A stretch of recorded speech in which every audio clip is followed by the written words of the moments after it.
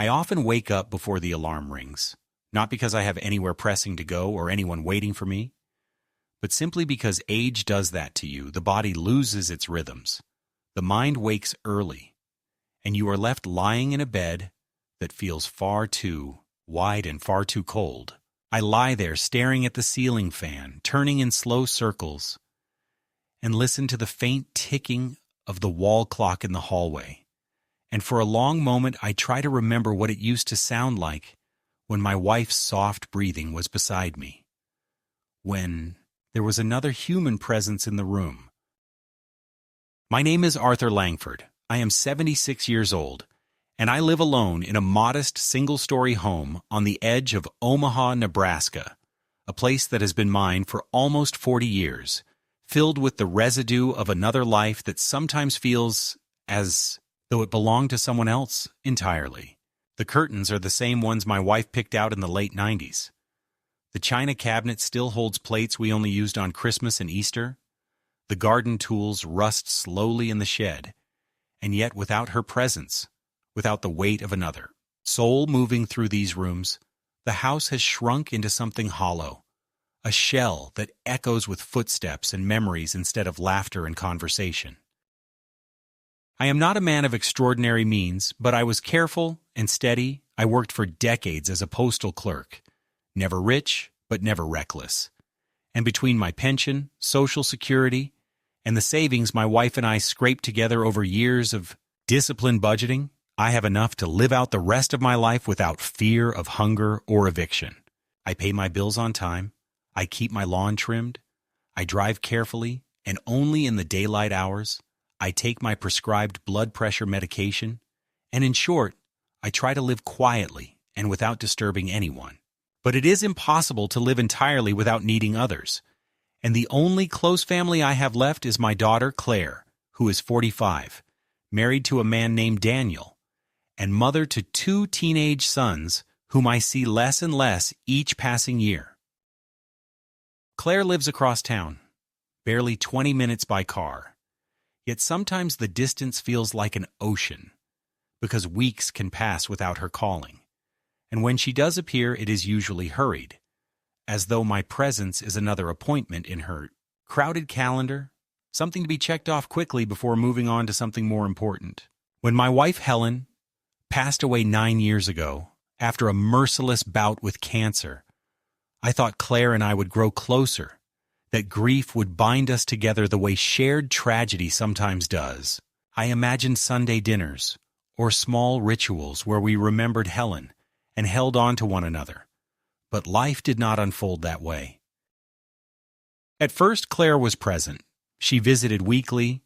She helped me clear out closets. She cooked simple meals when I was too lost in mourning to prepare food myself. But over time, her visits became less frequent. The phone calls shorter, the conversations dominated by her work deadlines or the needs of her boys. I told myself it was natural, that she was building her own life, and that I should not cling too tightly, but somewhere deep inside I could not shake the quiet sting of being set aside, like a book that had been read once and then returned to the shelf to collect dust.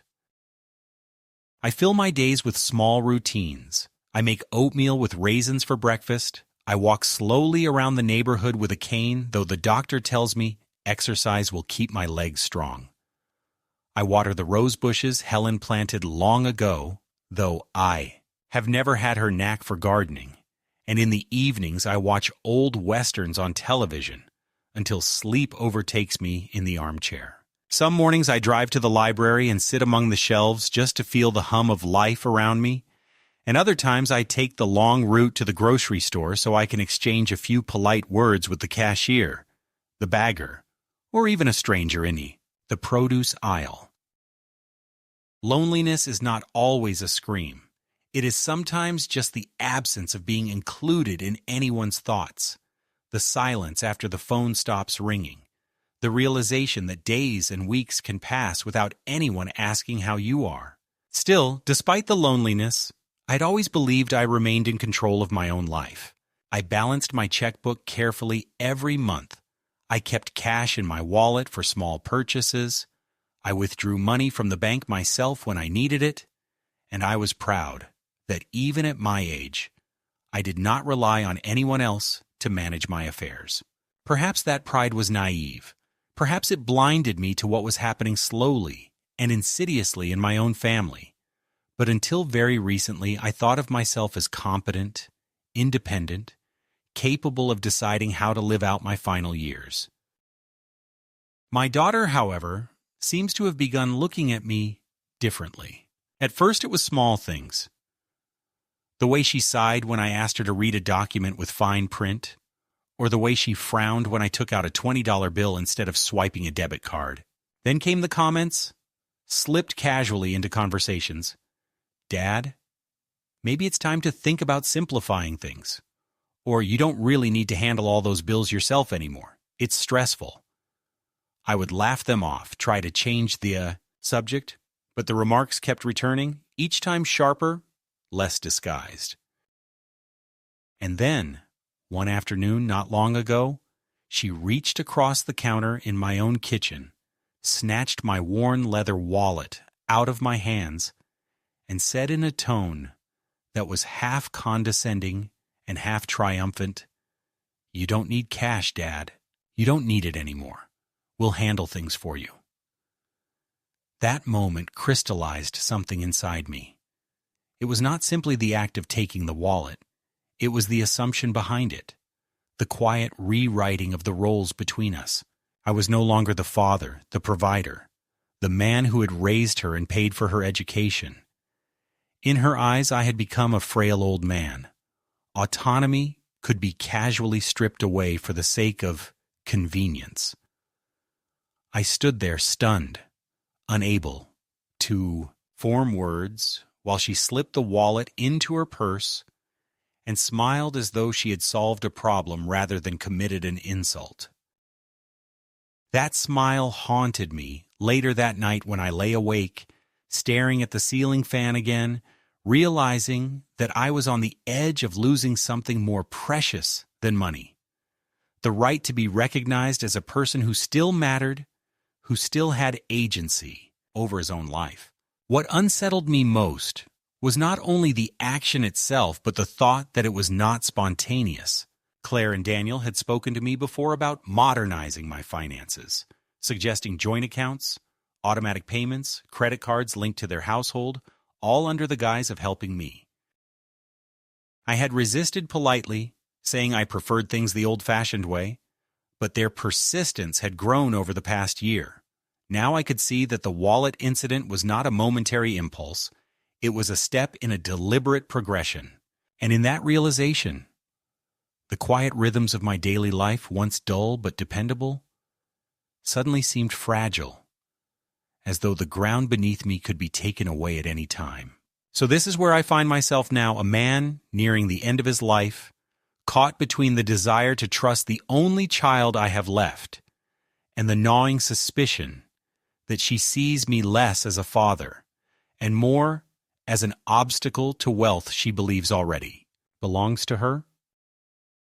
I write these words not to accuse, but to remember, to set down the truth as I lived it, because in the confusion of age, it is easy for others to twist the story and make you doubt your own memory. I know what I saw, what I felt, and though part of me still aches with love for my daughter, another part, the part that has been bruised by years of neglect and small humiliations, whispers that I must be careful, that what I thought was family may no longer be family in the way that word once meant. And perhaps the saddest thing of all is that even as I set down these thoughts, even as I feel anger and betrayal simmering within me, I still find myself longing for the simplest thing, for Claire to sit beside me, not as an accountant, not as a guardian, not as a claimant to an inheritance, but simply as my daughter, the little girl with pigtails who once held my hand at the county fair and begged me for cotton candy. The incident that set everything into motion did not come with warning drums or lightning strikes. It came on an ordinary Wednesday afternoon when the weather was neither good nor bad, just a flat gray sky that seemed to press down on the rooftops of the neighborhood and I was sitting at the kitchen table going through the electric bill with a pair of reading glasses perched low on my nose. I remember that the bill itself was unremarkable, the numbers the same as they had been for months, and I was carefully writing out a check in my slow, deliberate hand when I heard the sound of the front door opening without a knock. Only one person in my life still entered the house that way, my daughter, and sure enough, there she was, stepping briskly inside, her coat still dusted with the remnants of an early spring drizzle, her handbag swinging from her arm, her voice already raised as though she were in the middle of a conversation that had started before she even crossed the threshold. "Dad, you're still paying bills like this?" she said, her eyes darting immediately to the checkbook, her mouth tightening with something halfway between a smirk and a sigh. I looked up, trying to greet her warmly, but before I could say anything she was standing over me, one hand on her hip, the other reaching for the pen I was holding. "You don't need to do this anymore," she continued, writing checks, licking stamps, walking to the mailbox. "It's outdated. Daniel and I have been telling you for months we can handle all of this online. All you need to do is let us take over." I tried to make a joke of it, to keep the mood light, and said something about being one of the last men in Nebraska who still believed in envelopes and postage stamps, but she didn't laugh. Instead, she reached down and slid the checkbook toward herself, as though I were a child doodling on the wrong paper, and in that small gesture I felt the peculiar chill that comes when someone close to you ceases to see you as an equal. I asked her to please give it back, that I had always managed the bills myself, but she ignored me and began flipping through the stubs, her eyes scanning the entries. I saw her lips move as she calculated, and then she asked with a sharpness that caught me off guard, "Why did you withdraw $600 in cash last week? What did you spend it on?" It was such a strange question that for a moment I didn't know how to answer. I told her I had taken out the money to pay the man who fixed the gutters, and that I liked keeping a little extra cash in the house just in case, but she shook her head as though I had confirmed some private suspicion. "Dad, you can't keep doing this," she said, "carrying around bills in your wallet, hiding money in drawers. It's not safe. You'll lose it or forget it, or worse, someone will take advantage of you." The irony of that last phrase did not strike me fully until later. I rose from my chair, partly out of indignation and partly to reach for the checkbook she still held, and in that moment the confrontation took its decisive turn. She pulled back swiftly, her movements sharp, and then with the same casual boldness that a parent might use to take a dangerous object from a toddler, she leaned forward, slid her hand into the breast pocket of my shirt, and pulled out my wallet. Before I could react, she was already holding it aloft, her eyebrows raised in triumph, her voice ringing through the kitchen with the sentence that has burned into my memory ever since. "You don't need cash anymore, Dad. You don't need it. We'll handle it from now on." The words struck me with a peculiar force, not because of their volume, but because of the certainty behind them, the way she had pronounced a verdict without trial, a sentence without defense. She flipped open the wallet in front of me, thumbed through the bills, and with a little cluck of disapproval slipped them into her own handbag. Then, as if nothing extraordinary had happened, she placed the empty wallet on the counter, patted my shoulder, and began talking about how she and Daniel would set up a joint account, how all my utility bills could be automated, how there was no reason for me to bother with such things anymore. I stood frozen, feeling at once humiliated and disoriented, because the room around me was the same kitchen where I had once taught her how to measure flour for cookies, where Helen used to hum while stirring soup on the stove, and yet now it felt foreign, occupied by someone who saw me not as a father, but as an old man whose independence was a problem to be solved. I tried to protest, my voice shaking, saying that I had managed my affairs for decades, that I was not helpless, but she brushed it off with that gentle but infuriating tone people use with children, saying, "Of course, Dad. Of course you've done. Well, but times are changing, and we just want to make sure everything is easy for you." She spoke as though this was a gift, a kindness, a form of protection. But what I heard beneath her words was something colder, a kind of claim being staked. I saw in her eyes not just concern, but calculation, the same expression I had seen years ago when she first asked for money for a down payment on her house, the look of someone who had decided in advance that the answer would be yes. I felt heat rising in my chest, not only from anger, but from shame, because I realized I had allowed this pattern to grow, one concession after another, until she felt entitled to reach into my shirt pocket and take what was mine.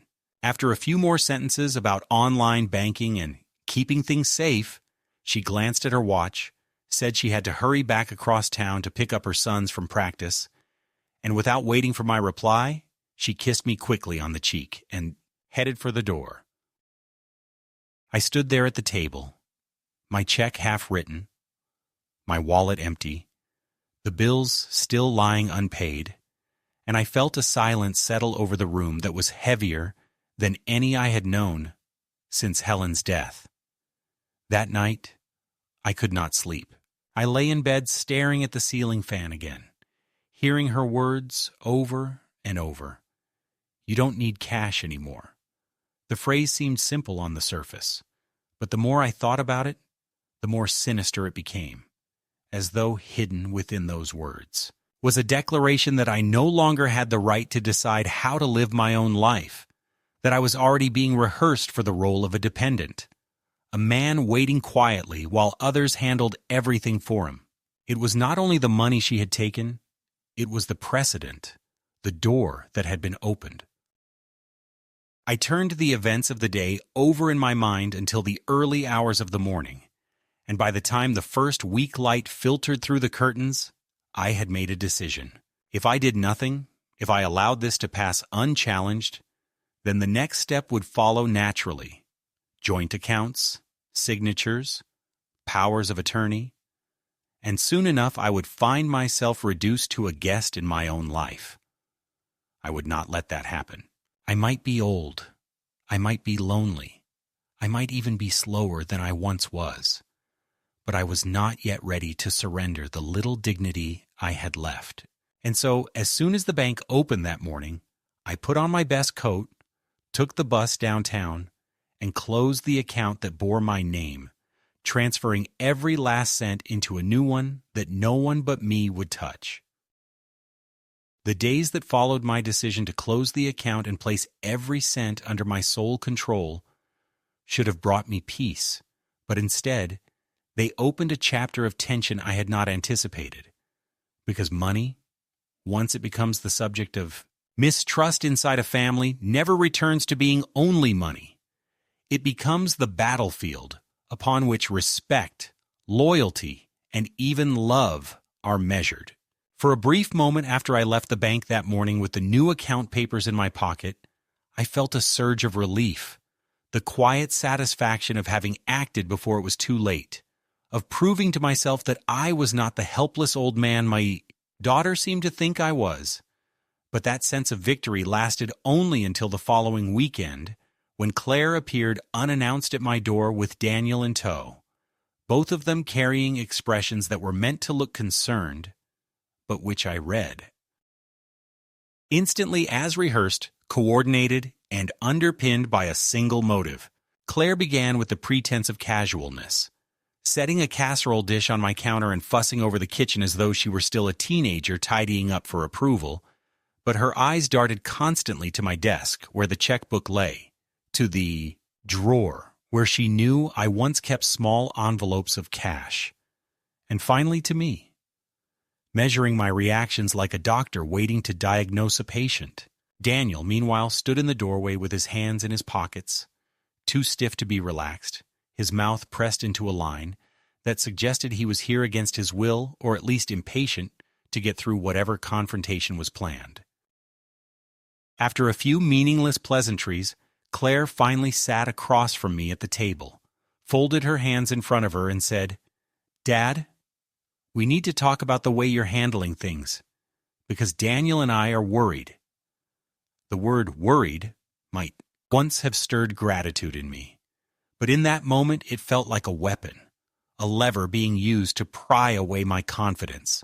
I asked her calmly what exactly she was worried about, and she launched into a litany of supposed incidents: that I had forgotten to pay the water bill on time last month, that I had been seen by a neighbor wandering in the supermarket looking confused about the aisles, that I had left the back porch light burning all night. Each accusation landed with a thud in my chest because none of them were true. I had paid the water bill early, as I always did. I had indeed gone to the supermarket, but with a list, and the only reason I paused was because they had moved the bread to another aisle. And the porch light was automatic, set on a timer I had programmed myself. But as she spoke, she leaned forward, lowering her voice, painting a picture of a man who was slipping, a man losing his grip, and Daniel nodded along at intervals as though to confirm the diagnosis. I tried to answer each point to explain, but the more I defended myself, the more they looked at me with pitying expressions, as if my insistence only proved my decline. That was when Claire brought out the true purpose of the conversation.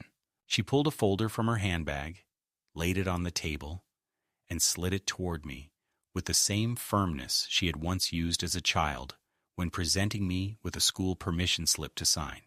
"Dad," she said, "this is a document that will make everything simpler.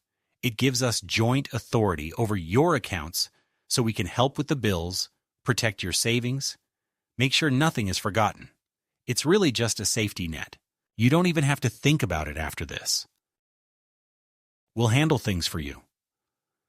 My hand trembled as I touched the folder, not from weakness, but from the sudden realization that this was the direction everything had been heading since the day she grabbed my wallet. It was not about convenience. It was not about modernity. It was about access, control, and the slow erosion of my autonomy. I opened the folder with deliberate slowness, scanned the first few lines, and though I am no lawyer, I saw enough to understand. It was a power of attorney, a legal instrument that would place the entirety of my financial life into their hands, allowing them to move money, sell assets, and sign in my name. I closed it and pushed it back across the table. My voice was steady when I said, "No, Claire. I will not sign this. I don't need anyone else to handle my affairs." The air in the room tightened instantly. Claire's face flushed and she began to protest that I was being stubborn, that I was refusing help out of pride. But Daniel cut in with a sharper edge. "Arthur," he said, deliberately using my first name instead of Dad, "you need to understand that these things are not optional forever.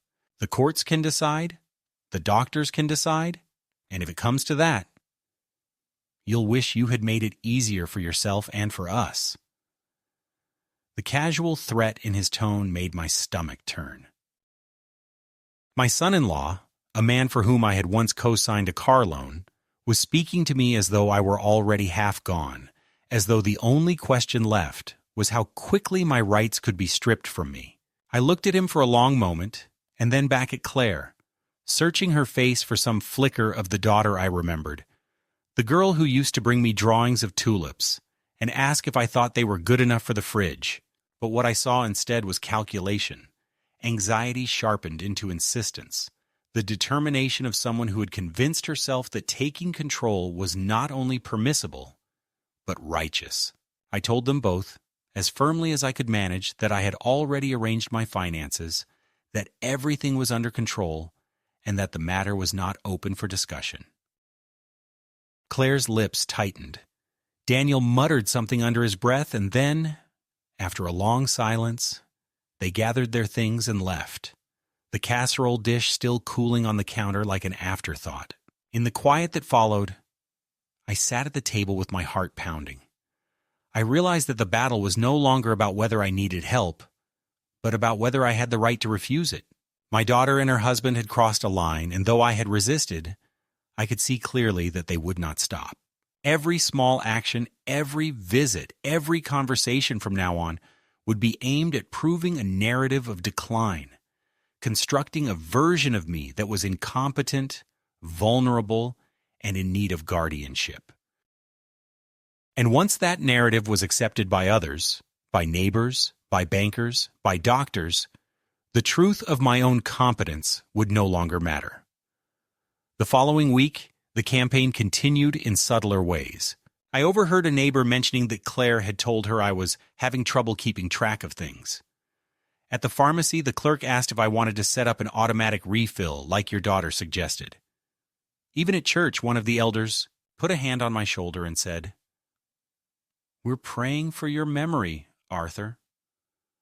I stood there smiling faintly, nodding politely, but inside I felt a storm of humiliation because I knew exactly where these whispers originated. Claire was preparing the ground, sowing doubts in the minds of everyone around me, so that when the day came to push for legal control, she could point to a chorus of voices all agreeing that yes, poor Arthur was slipping. It is a terrible thing to be alive and aware while others begin writing your obituary in advance, not of your life, but of your capacity to live it.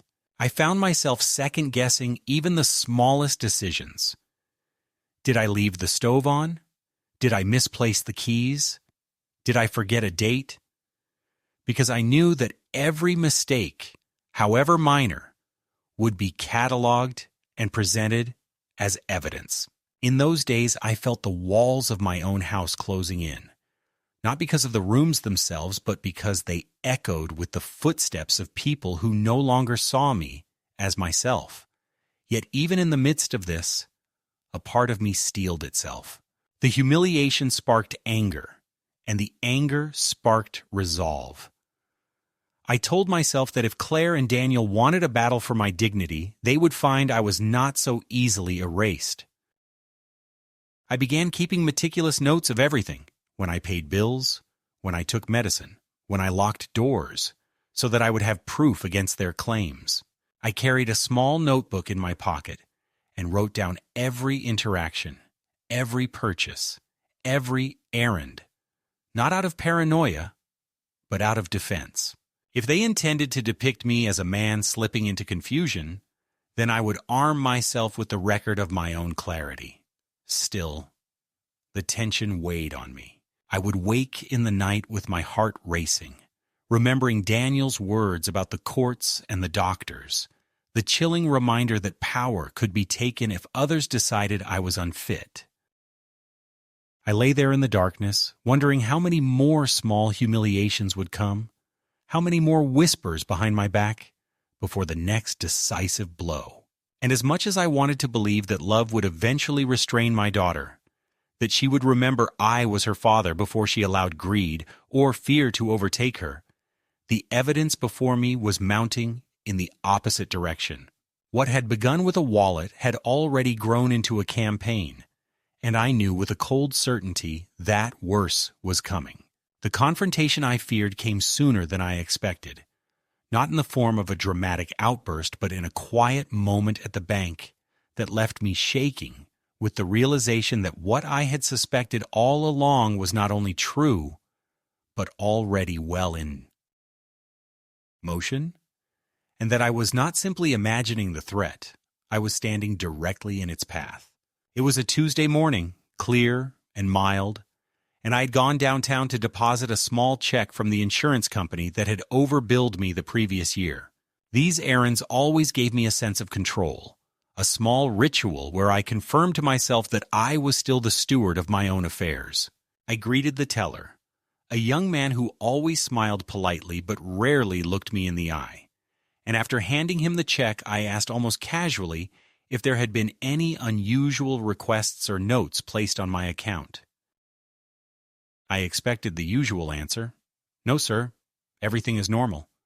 But instead he frowned slightly, typed something into his computer, and said he would call the manager. When the branch manager, a woman named Evelyn, whom I had known for years, came out of her office, her expression carried a mixture of sympathy and hesitation. And before she even spoke, I felt the weight settle in my stomach. She asked me to step into her office for privacy, and there, behind the closed door, she explained in careful words that my daughter had been in recently with papers requesting authorization to act on my behalf. She said Claire had insisted it was for my protection, that I was becoming forgetful, and had asked her to help. Evelyn said the bank had not processed the request because it lacked my signature, but the fact that the attempt had been made at all was like a blade sliding between my ribs. I sat very still while Evelyn spoke, nodding slowly, pretending to take it in stride, but inside my mind was racing. Claire had not simply pressured me at home. She had carried her campaign into the world, attempting to alter the very structure of my independence without telling me. I asked Evelyn for the documents, and she showed me the photocopies. A proposed joint account, a power of attorney form, even a letter written in my daughter's hand claiming that I had verbally agreed, but had been too overwhelmed to complete the paperwork. I stared at the neat script, so familiar from birthday cards and notes tucked into lunchboxes decades ago, and now repurposed into an instrument of betrayal. I thanked Evelyn for her caution, promised I would keep my accounts under my sole control, and left the bank with my knees trembling. As I stepped out into the sunlight of Main Street, the town around me looked unchanged. Cars passed, people hurried to lunch, pigeons fluttered near the fountain, but for me the landscape had tilted irrevocably. It was no longer a matter of suspicion or fear. It was fact. My daughter was preparing to strip me of my authority, using the language of protection to disguise the reality of seizure. The walk back to the bus stop felt endless. I replayed the past months in my mind.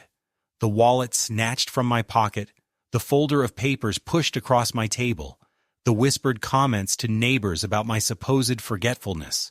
Each piece that had seemed like a separate irritation now fell into place as part of a strategy, and the picture it formed was chillingly clear. If she succeeded, I would become little more than a name on an account, a signature they could forge, a figurehead while others made every decision for me. I would live, but I would no longer belong to myself. That night, the house seemed colder than ever. I sat at the kitchen table staring at the accounts ledger I kept, the neat rows of numbers stretching back for years, each page a testament to the life Helen and I had built with patience and thrift. I imagined her sitting across from me, her gentle hand on mine, her voice, reminding me to stay strong, to protect what we had worked for. And in that moment, grief mixed with anger, because it was not only my autonomy at stake, but the legacy of both of us, the fruits of decades of labor now threatened by the very child we had once trusted above all. Sleep eluded me. I wandered from room to room, touching the photographs on the walls, the furniture we had chosen together, the keepsakes of a marriage that had endured storms and sacrifices. Everything in that house bore the mark of effort, of memory, of meaning, and yet I could see how easily it might all be taken, sold, or reduced to numbers in a ledger if I yielded. For the first time since Helen's death, I spoke aloud in the empty house, my voice trembling. No one will take this from me. Not like this. The next morning, with a clarity that surprised me, I made appointments with a lawyer recommended by an old neighbor, determined to review my will, my property deeds, and every account with fresh eyes. I no longer had the luxury of trust. I needed defenses, paper walls stronger than sentiment.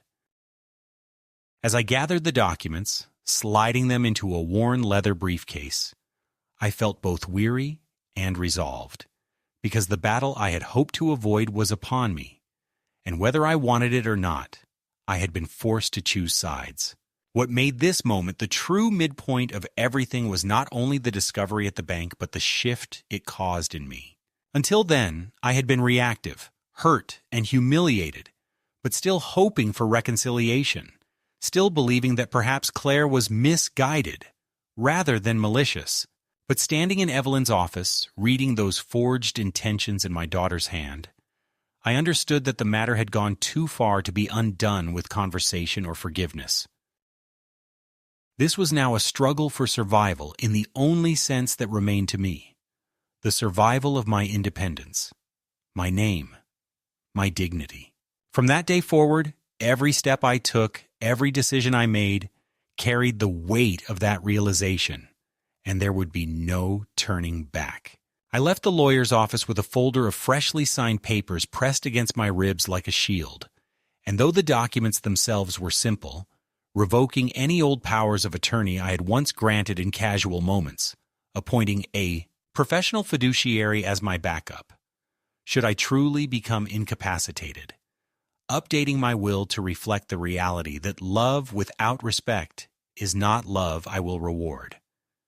They felt heavy in my hands, as if the weight of years of silence and small humiliations had finally been packed into manila and stapled along the edges. Mr. Keating, a quiet man with tired eyes, who had seen this story in 100 living rooms, urged me to go slowly, to keep records, to let paper do the talking, and I promised I would.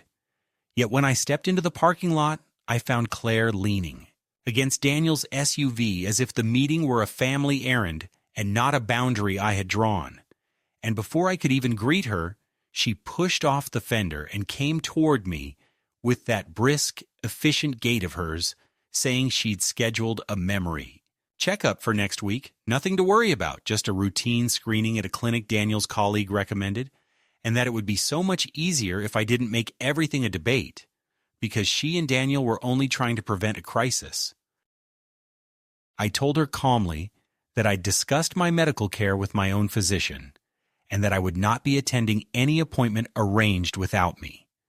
Daniel's door popped open like a punctuation mark, and he called across the asphalt that I was being unreasonable, that the courts took these matters seriously if a family member raised concerns, and the implication hung between us like exhaust, souring the air. If I did not cooperate, they would escalate. I walked past them, not quickly.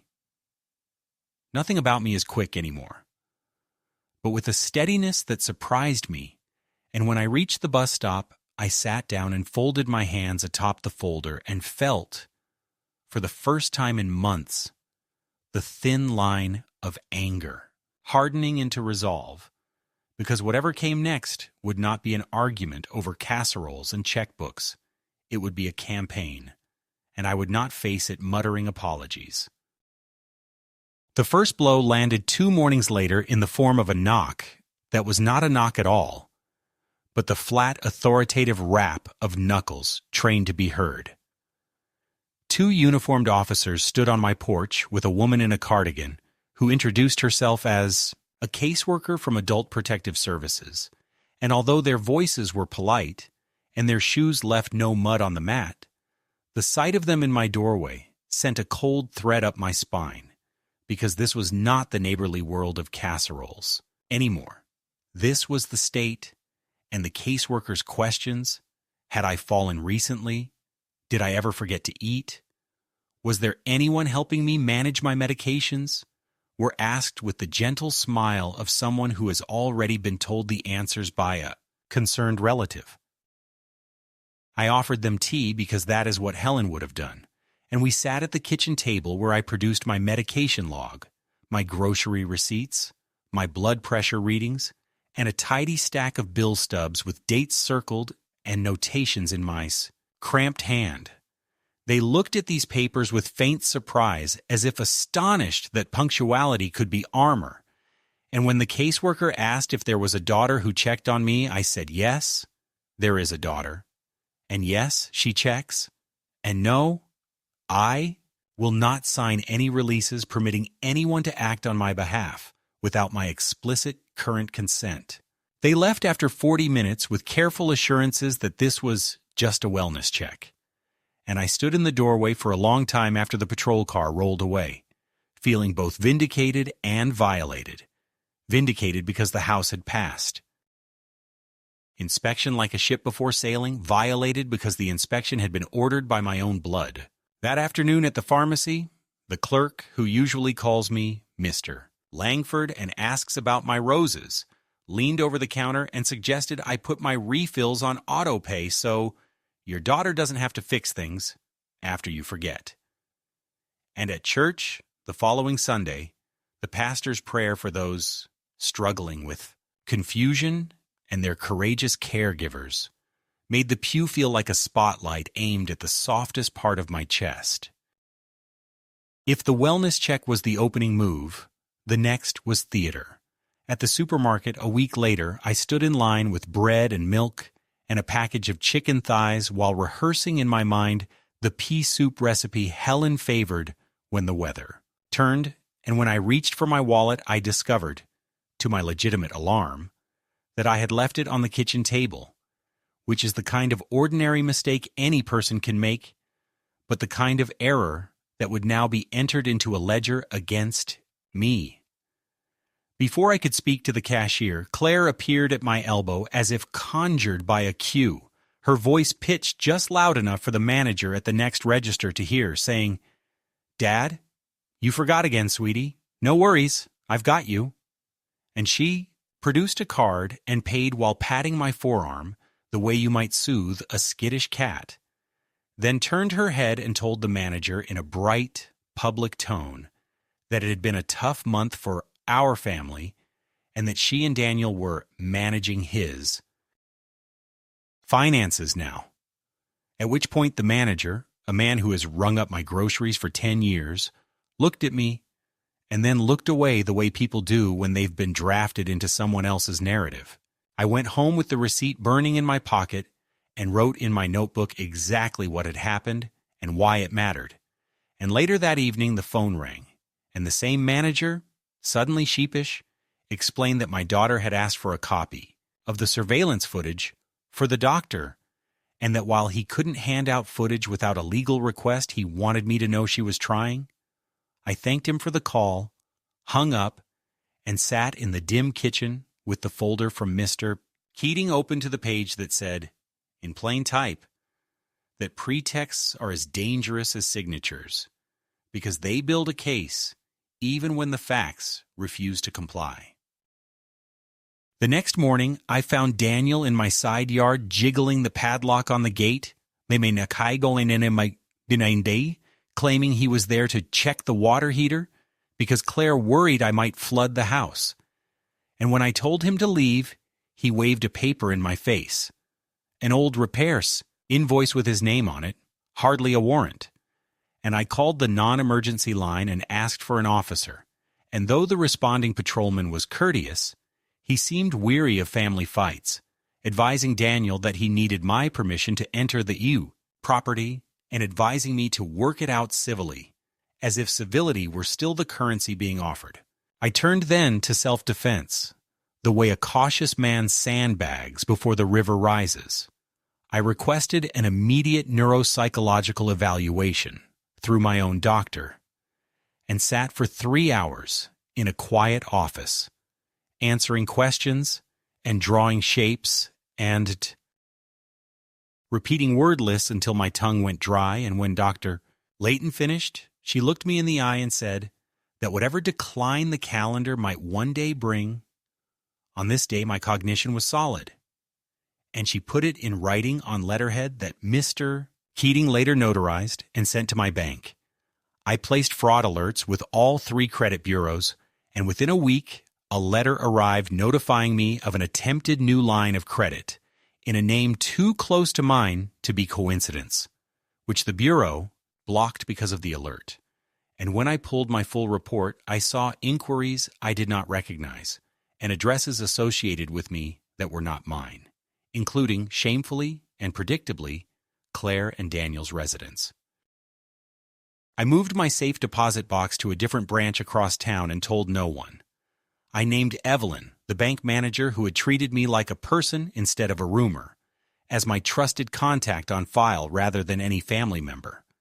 I forwarded my mail to a post office box, because I no longer trusted the sanctity of my mailbox at the curb.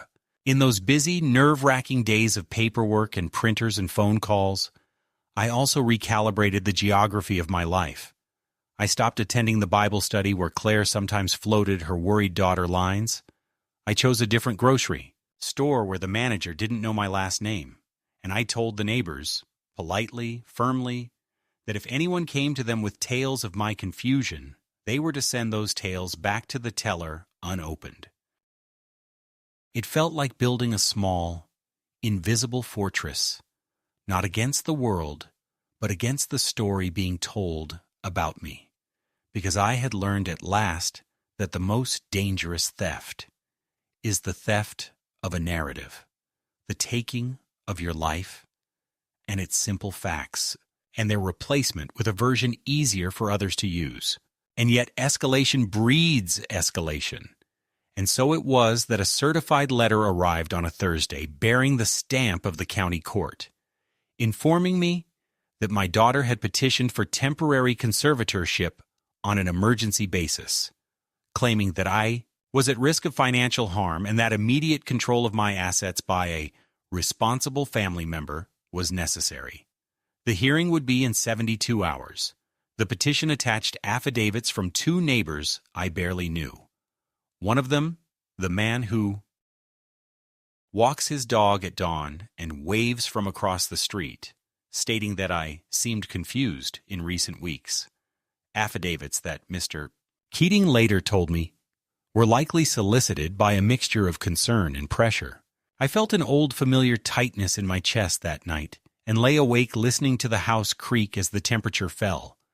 And somewhere after midnight I rose and went to Helen's chair by the window and watched the slow patrol of the moon across the slats of the blinds and spoke aloud to the empty room the way a man talks to a long-absent friend, telling her that they were trying to turn me into a ghost while I was still breathing. The following day I gathered my logbooks, my receipts, Dr. Layton's evaluation, a letter from my primary physician listing the medications I take and the independence with which I take them, and a note from Evelyn confirming that there had been no suspicious withdrawals and that my accounts were current. I wore my best jacket to the hearing, the one Helen said made me look like the kind of man who could be trusted with a secret. And I sat at the table with Mr. Keating while Claire and Daniel sat at theirs, and when the judge asked questions, I answered in a voice that shook only at the edges, not from confusion, but from the loneliness of having to speak about one's own competence as if it were a crime.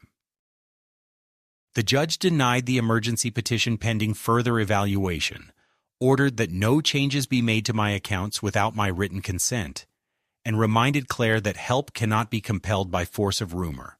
Her face crumpled then, not with remorse, but with offended certainty, and as we left the courtroom, Daniel muttered that I had humiliated their family, as if the family were a badge I had tarnished, rather than a duty they had abandoned. One might hope the denial would cool the fever, but in truth, it only changed its temperature. A week later, my insurance company called to verify a request I had made to change beneficiaries, a request submitted online from an IP address not my own.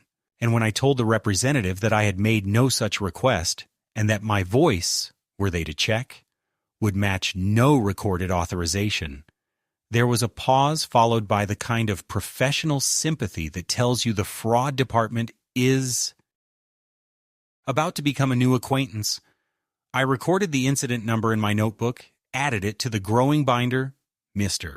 Keating now referred to as the record, and then, because I am not a man who believes in revenge, but I do believe in consequence, I drove to the modest office of a scholarship foundation that funds vocational training for kids who cannot afford college, and sat with a woman who reminds me of Helen's plain-spoken kindness, and I began the paperwork to designate them as the primary beneficiary of my life insurance, and a portion of my estate, not to wound my daughter, but to acknowledge what love looks like when it no longer expects anything in return.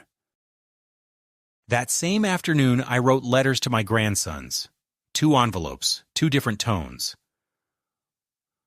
One explaining in simple, unaccusing language that if they ever wondered why their inheritance was smaller than rumors had promised, the answer was that their parents had taught me by deed and not word how little they believed I existed beyond my accounts, and the other inviting them, if they wished, to know me as a person rather than a purse, to come sit by the lake with me one day and talk about anything besides money.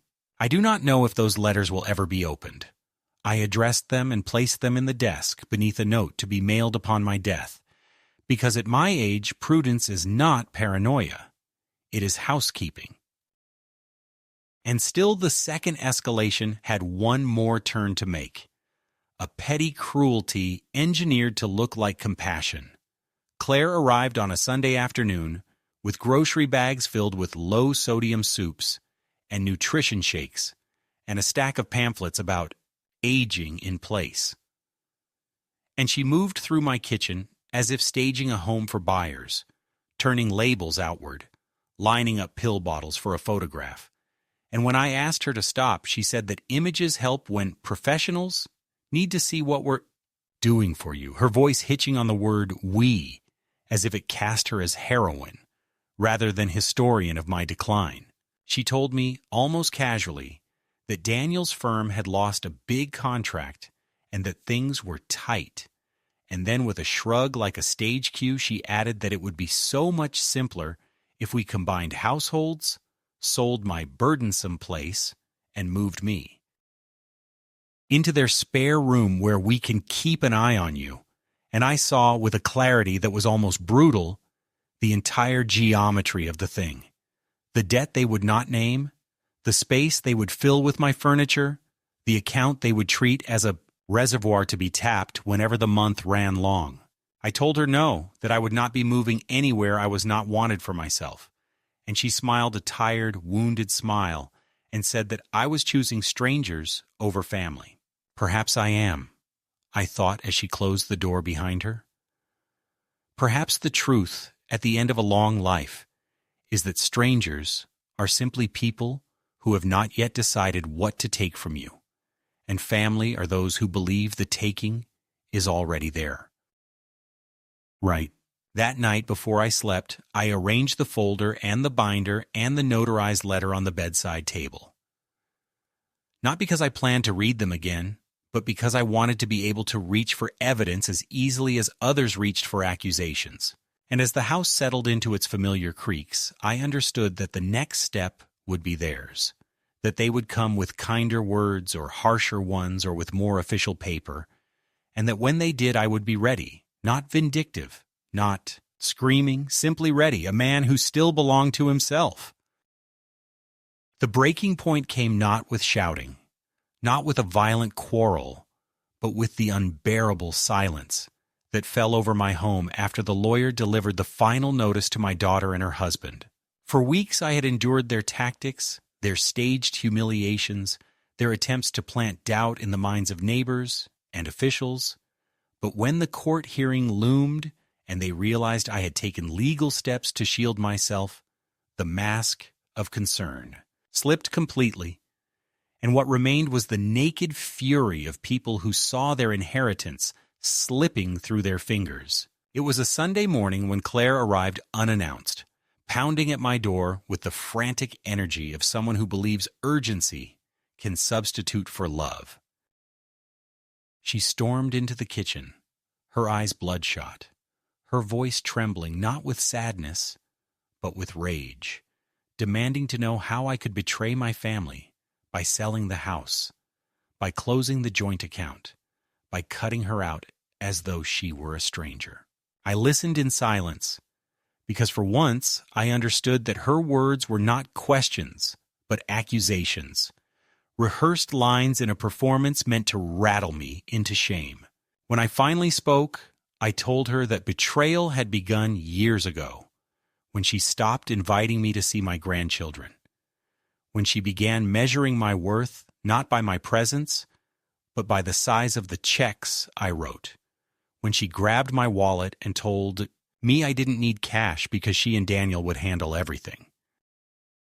She froze then, and for a fleeting second I thought I saw the little girl she had once been, confused, embarrassed, caught in a lie. But the expression hardened quickly into the steely mask she wore now, and Daniel stepped forward, his voice sharp and menacing. He said I was making a fool of myself, that if I didn't hand over control willingly, they would return to court with doctors and witnesses. They would build the case again, brick by brick, until no judge could ignore the picture of a frail old man, incapable of managing his affairs. The threat was clear, and yet instead of fear I felt a strange calm, as if the storm had finally broken and the air was clear enough for me to see the truth. I told them that whatever narrative they spun, I had my records, my evaluations, my testimony, and that no lie, however persistent, could erase the facts. That afternoon, after they left in a storm of slamming doors and shouted insults that spilled into the street, I sat alone at my table, staring at the stack of documents and the new bank statements that bore only my name. I realized that the true climax was not in the courtroom or in the shouting matches, but in the quiet moment of decision, when I understood that I no longer needed their approval, their visits, or even their recognition as family.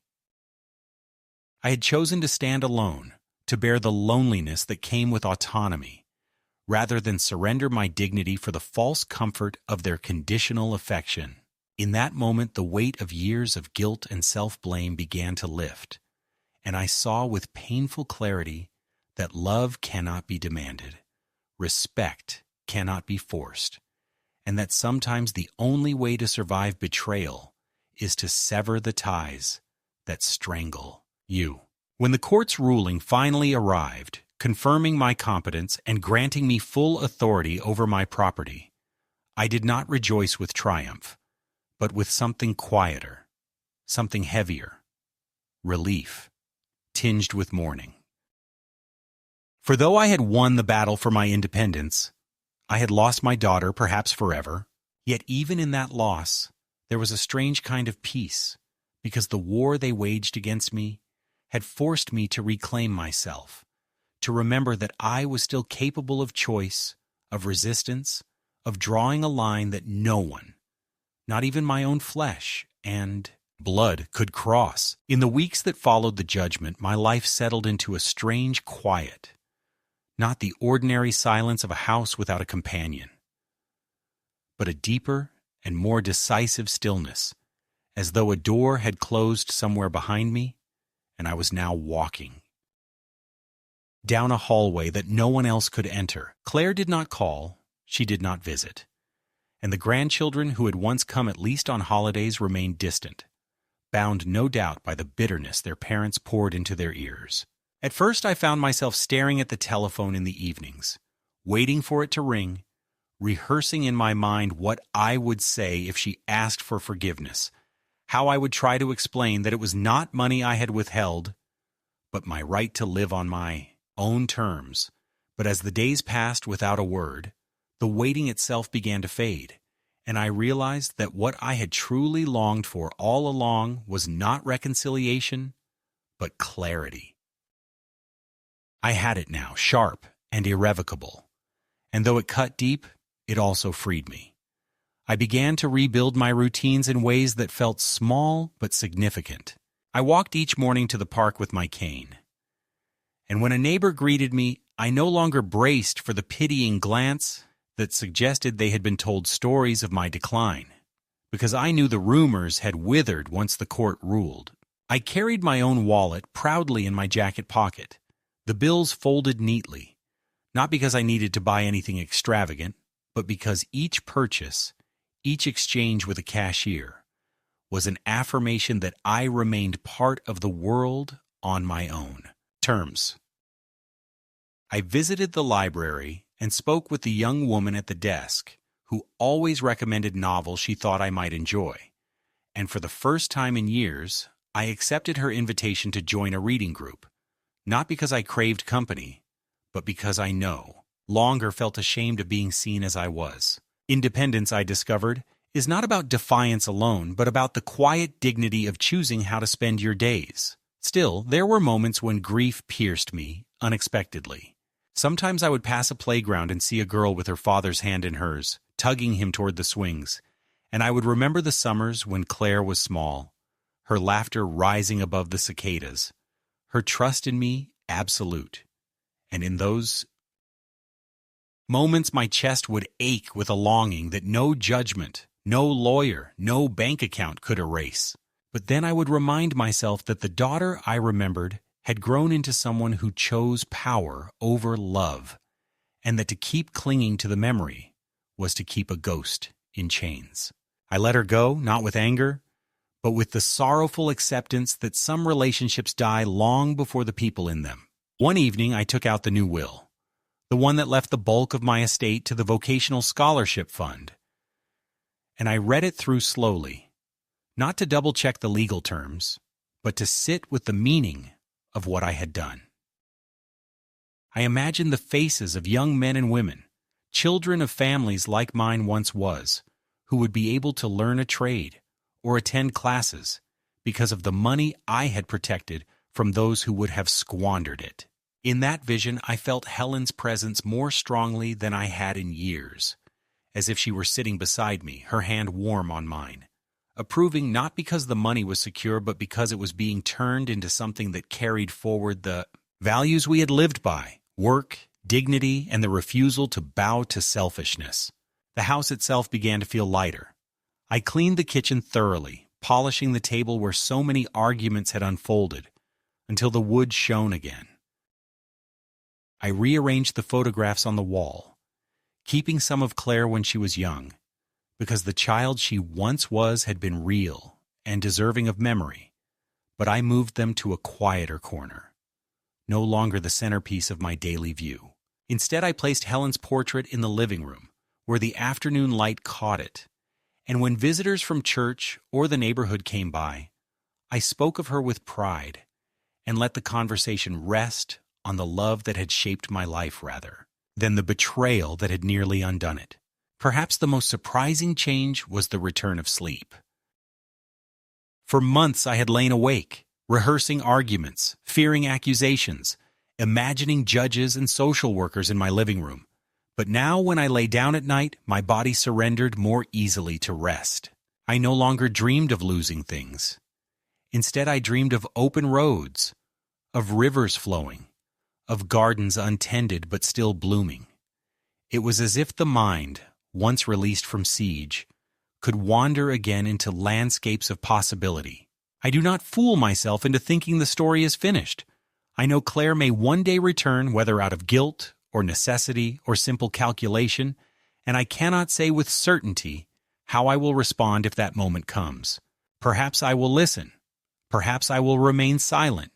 Perhaps I will close the door. What I do know is that I will not again hand over my wallet, my accounts, my name, or my dignity, not to her, not to anyone. Those belong to me until the final breath leaves my body, and only then will they pass on, not as spoils of a struggle, but as a gift I choose to give. For now, I live in the quiet rhythm of my own making, and though the house is still empty of voices at night, the silence no longer feels like an accusation. It feels like something earned, a space cleared of false promises, a place where the truth of my life, its struggles, its mistakes, its endurance, can stand unchallenged. And if the world remembers me not as a confused old man, but as someone who refused to surrender, then perhaps that will be enough.